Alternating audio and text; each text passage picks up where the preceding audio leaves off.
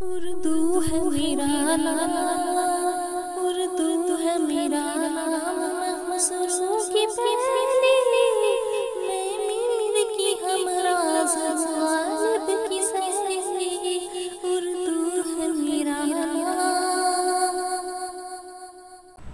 अस्सलामु अलैकुम वरहमतुल्लाहि वबरकातुहू। आप देख रहे हैं आपका अपना पसंदीदा चैनल उर्दू लिटरेचर। आप सभी का आपके अपने पसंदीदा चैनल उर्दू लिटरेचर पे खैर मकदम है। आज की वीडियो में हम देखेंगे प्रेमचंद के अफसानी मजमूआ वारदात में शामिल पहला अफसाना शिकवा शिकायत का खुलासा। इससे पहले मुकम्मल अफसाना भी पेश किया जा चुका है, आप उसके देखने के लिए जाकर प्लेलिस्ट से देख सकते हैं। आइए चलते हैं खुलासे की तरफ। अगर पढ़ना चाहते हैं तो urduLiterature.online आप गूगल क्रोम पे लिखिए, वहाँ पे वेबसाइट पे बहुत सारी चीज़ें हैं वो पढ़ सकते हैं। और क्विज़ है, क्विज़ कर सकते हैं, और मुफीद किताबें जो नेट के सिलेबस में शामिल कहिए या जो नेट के लिए ज़रूरी है वहाँ पे दस्तयाब है, उसे देख सकते हैं। आइए चलते हैं खुलासे की तरफ। प्रेमचंद के अफसानी मजमूआ वारदात में शामिल ये पहला अफसाना है। आगाज़ किससे होता है? इस अफसाने का आगाज़ इस जुमले से होता है, ज़िंदगी का बड़ा हिस्सा तो इसी घर में गुजर गया मगर कभी आराम ना नसीब हुआ।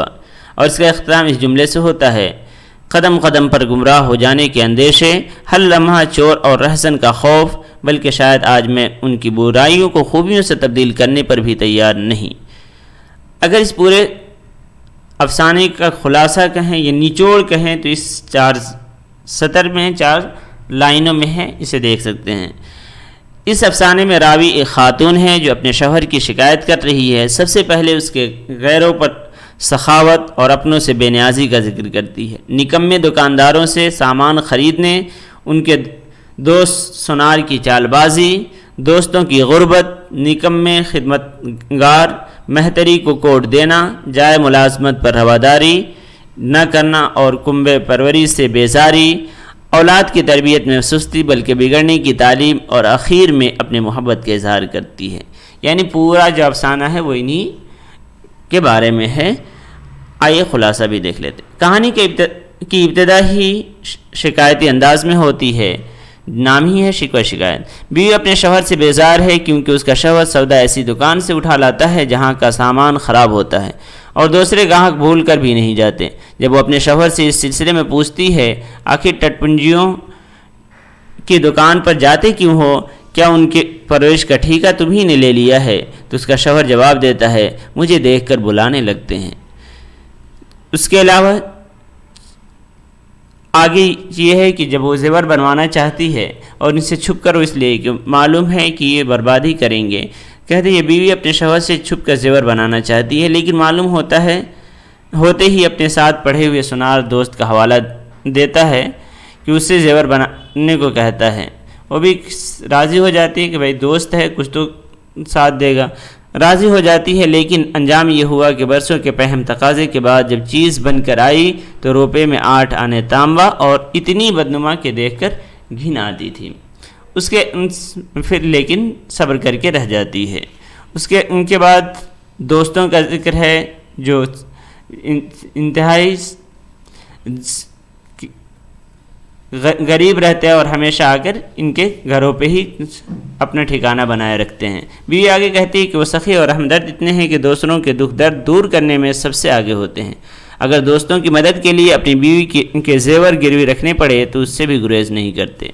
और उनकी रहमदिली का आलम तो ये है कि एक बार नौकर के चले जाने पर जल्दी से एक बांगड़ू को पकड़ लाते हैं और उस निकम्मे नौकर की ऐसी खूबियाँ बयान की कि उसको काम पर रख लिया। लेकिन उस निकम्मे नौकर से कोई काम सलीके से नहीं होता। जब उनको अपनी बीवी का गुस्से का अंदाज़ा हुआ और नौकर के सर पर ख़तरे की घंटी बजने का एहसास हुआ तो वो ख़ुद अपनी बीवी से छिपकर सारा काम नफासत से कर दिया करते, ताकि बीवी खुश भी हो जाए और नौकर को मुलाजमत से सबकदोश भी ना होना पड़े। लेकिन आखिर बीवी एक दिन उनको काम करते देखकर नौकर की छुट्टी कर देती है। तो फिर उस वक्त भी कहते हैं कि इसकी तनख्वाह तो इसका पैसा तो बेबाक कर दो, यानी उसका हिसाब कर दो। आगे उसके बाद जिक्र करती है महतर का वाक़या। फिर बीवी महतर के कपड़े का सवाल करने और शौहर के अपने कोट देने के बारे में बयान करती है कि सर्दी का मौसम होने और कपड़ा न होने के बावजूद महतर को अपने कोट उतार कर दिया। मैं बहुत गुस्सा की लेकिन कुछ भी न बना और ख़ुद सर्दी झेलते रहे, यहाँ तक कि जो सुबह का मामूल बाहर जाने का था वो भी छोड़ दिए। बिल आखिर मुझे रहम आया कि आखिर काम तो इन्हीं को करना है, तो फिर कोट सिला कर दी। उसके बाद बीवी बयान करती है कि जनाब जाए मुलाजमत पर जी हुजूरी करने से भी रहे। हालांकि आज का दस्तूर है कि कलाम करना पड़ता है, जी हुजूरी करनी पड़ती है, तभी जाकर कुछ इंक्रीमेंट होता है। अफसरों को सलाम करने, मेल जोल न बनाने से भी रहे, मेल जोल बनाने से भी रहे, जिसका उनका नतीजा ये है कि इन्हें खमियाजा भरना पड़ता है। कुछ भी ताख़िर हो जाए तो तनख्वाह कट गई, कभी छुट्टी नहीं मिलती, और जितने मुश्किल काम होते हैं वो इन्हें करने पड़ते हैं। फिर बीवी कुंबा परवरी का रुख करती है कि इनके अहले खाना का क्या हाल है, जो ऐसा व क़ारिब उनका क्या हाल है। तो एक बार ज़रूरत पड़ने पर भाई से रुपये मांगने को कहती है, जिसके पास पूरे जायदाद यानी वालिदैन के कवर्सा उसी के पास है, घर उसी के पास रहता है, लेकिन पैसा फिर भी नहीं आता। और उसके बाद ये एक बहाना गढ़ते हैं कि उनके सारे रिश्तेदारों की ज़िम्मेदारी भी तो उसी पे है। तो ये कहते हैं कि 1000 बहाने मुझसे पूछ लेते, ये कहते हैं कि डाका वगैरह पड़ गया था, या हलाक हो गया, जल गया, ये सब कह सकते थे। उसके बाद तरबियत औलाद की बात आती है, तो उसमें भी वही हाल है कि साहब की 4 औलाद हैं, 2 लड़के और 2 लड़कियां। लड़के बड़े ही बदमाश हैं, लेकिन ये उनकी बदमाशी से भी सरफ नज़र कर लेते हैं, बल्कि उनके साथ मिलकर गोलियां और कंकुए भी खेलते हैं। मज़ीद बरा उसकी तालीम देते हैं कि कैसे खेला जाता है, कंकुए कैसे खेल सकते हैं। तो ये तो मसला है। आगे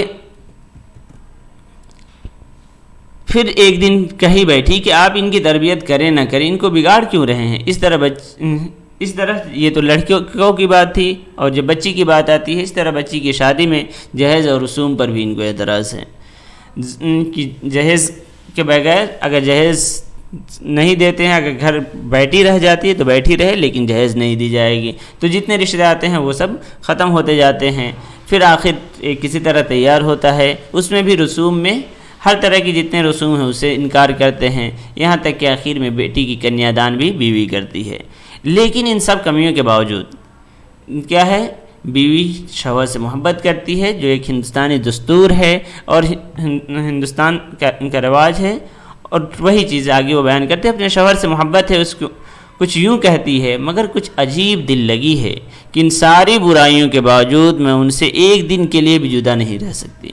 इन सारे अयूब के बावजूद मैं उन्हें प्यार करती हूँ। उनमें वो कौन सी खूबी है जिस पर मैं फरेफ्ता हूँ, मुझे ख़ुद नहीं मालूम, मगर कोई चीज़ है ज़रूर जो मुझे उनका ग़ुलाम बनाए हुए है। बल्कि शायद आज मैं उनकी बुराइयों को खूबियों से तब्दील करने पर भी तैयार नहीं। किरदार की बात जहाँ तक है, तो रावी ख़ुद बीवी है, शौहर के बारे में बयान कर रही है। उनका एक दोस्त सुनार का जिक्र है, और ये बांगड़ू जांगलू जो जिसको लेके आते हैं, ये नौकर, ये नाम नहीं है। उसके अलावा महतर, फिर भाइयों का जिक्र है, और 2 बच्चे में से सिर्फ लड़के, बड़े लड़के का जिक्र है मन्नू, जिसे डांटने की बात आती है, जिसका इक़्तिबास भी आगे आएगा। जब यानी शाम को बाहर रह जाता है तो उस वक्त ये डांटने को बुलाने को भी देखती हैं, लेकिन उस वक्त भी क्या करते हैं वो आप अगर अफसाना पढ़ेंगे तो पूरा अफसाना पढ़ने की ज़रूर कोशिश करें। अगर नहीं पढ़ सकते हैं तो कम से कम वीडियो देख लीजिएगा, उसमें पूरा अफसाना है। इक़्तिबास, दुनिया को उन लोगों की तारीफ़ में मज़ा आता है जो अपने घर को जहन्नम में डाल रहे हों और गैरों के पीछे अपने आप को तबाह किए हों। तो देखिए, इक़्तिबास बहुत ज़रूरी है। पूछ लिया जाता है कि किस अफसाने से है। ये पहला इक़्तिबास आपके सामने है। दुनिया को तो उन लोगों की तारीफ़ में मज़ा आता है जो अपने घर को जहन्नम में डाल रहे हों और गैरों के पीछे अपने आप को तबाह किए डालते हों।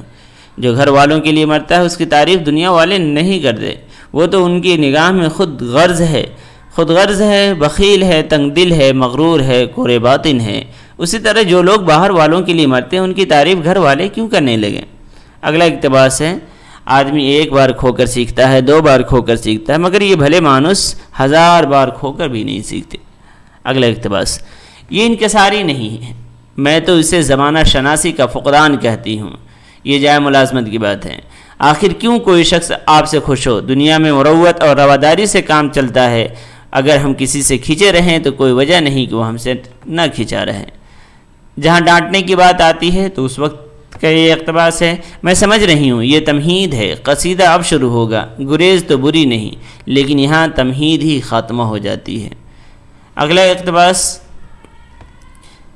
जहाँ जहेज़ और रसूम की बात आती है। दो चार अफराद भले ही ऐसे बेदार मग़ज़ निकल आएँ जो जहेज़ लेने से इनकार करें, लेकिन उसका असर आम हालात पर कम होता है और बुराई बदस्तूर कायम रहती है।